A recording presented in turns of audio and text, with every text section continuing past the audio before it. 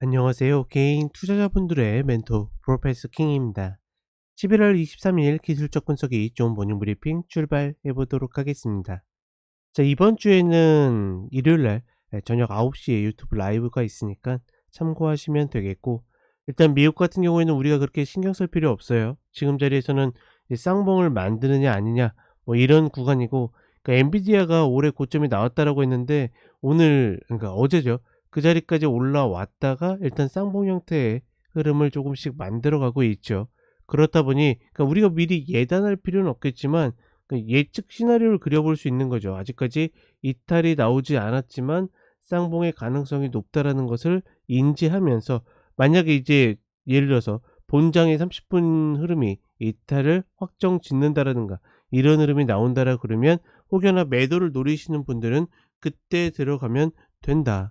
근데 만약에 이탈하지도 않았는데 우리가 막 '아 이쯤 되면 꺾이지 않을까?' 뭐 이런 생각은 할 필요가 없습니다. 만약에 그런 생각을 했다라 그러면 이미 물렸을 거예요. 예, 그렇기 때문에 우리가 확인하고 들어가도 늦지 않는다라고 보고 있고, 예, 고점을 넘어가는 것을 컷으로 하면 된다. 이렇게 단순하게 보시면 되겠고, 한국 시장 같은 경우에는 생각보다 잘 버티고 있어요. 어제도 장 개파락 출발을 해 가지고 2495 이 라인을 딛고서 다시 반등을 하고 있죠. 즉 상단을 다시 밟는 모습을 보여주고 있는데, 재밌는 거는 현물 매수는 그렇게 많지 않아요. 그리고 현물 매수가 들어온다 하더라도 지금 삼성전자나 SK하이닉스 얘네들이 전혀 빠지고 있지 않으니까 코스피 같은 경우에는 상대적으로 더 잘 버티고 있는 거죠. 이런 것들을 보게 되면 정말 우리 시장이 좋아서 매수한다라기보다는 쉽게 들어왔고 쉽게 빠져나갈 수 있도록, 즉 글로벌 증시가 지금 다 상단에 와 있는데 어쩔 수 없이 우리나라도 매수를 해야 되는 자금들이 있기 때문에, 그런 자금들이 말 그대로 억지로 뭐 이렇게 좀 매수를 하는 것뿐이지 우리 시장에 정말 좋아서 들어온다라고 보고 있진 않고, 특히나 선물 같은 경우에 지난 9월 동시반기 이후에 초반에 매도로 쌓아 놓은 것들을 이제 대부분 환매수했습니다. 그리고 대부분 이제 들어와 가지고 거의 보합권으로 만들어 놨기 때문에 과연 얘네들이 이제 이 이후에 어떻게 움직이겠는가. 여전히 이차전지가 좀 압박을 받고 있는 가운데 얘네들이 주도주를 만들 것인가 아닌가, 뭐 이런 흐름들이 향후에 우리 시장에 추가적인 반등을 만들어내는가 아닌가의 키가 아닐까, 이렇게 판단을 해 봅니다. 결론적으로 지금 자리에서 전략이 있는 분들은 하셔도 돼요. 근데 전략이 없는 분들이 억지로 할 구간은 아니다. 이렇게 결론을 내려보겠습니다. 사실 어제 미국장 초반에 이 흐름을 만들었을 때 윗꼬리 음봉을 만들고 그 다음 봉에서 이 흐름이 실패했을 때 저는 이때 이탈이 나올 가능성이 높다라고 봤어요. 근데 이걸 또 견제를 해 가지고 이렇게 움직였다라는 것은 나름 의미가 있다라고 보고 있고, 그러니까 의미가 있다라는 게 앞으로 더 올라갈 거다가 아니라 '아직까지 매수세가 있구나.'라고 인지를 하고 있고, 다만 이제는 말 그대로 매물도 계속 만들어지고 있기 때문에 결국은 좀 조심해야 되지 않겠는가, 뭐 이런 판단들.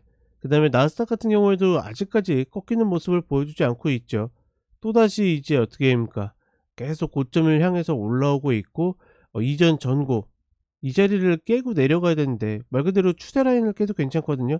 이런 라인들을 깨고 내려가서 다음날 올라오지 못해야지 우리가 매도를 볼 수 있는 거고, 그렇게 된다라고 그러면 예를 들어서 제가 고점이 나왔다라고 판단을 하면 이 고점을 리테일 컷으로 매도를 들어가면 된다. 간만에 일본 시장 보게 되면 얘네도 지금 33년 뭐 33년 만에 최고치를 갱신했다라고 그러는데, 이런 것들 보게 되면 좀 우리 시장 보면 좀 한심하죠. 물론 2차 전지의 하락에 영향이 있다고 하지만 뭐 쟤네들하고 위치가 전혀 다르기 때문에 일단 우리 시장을 매도로 노리시는 분들은 이 패턴을 노리시면 되겠고, 홀딩에 있는 물량들은 어느 정도 수익 담보를 충분히 하는 것이 맞다라고 보고 있고, 신규 매수는 아까 이야기 드렸다시피 전략이 있는 분들만 한다. 보시게 되면 지난 9월 만기 이후에 들어왔던 물량, 그리고 이때 공매도 금지, 한시적 금지 시작했을 때죠. 그 이후에 선물 매수가 계속 이렇게 꾸준히 들어오면서 이제는 거의 똔똔을 만들어 놨어요.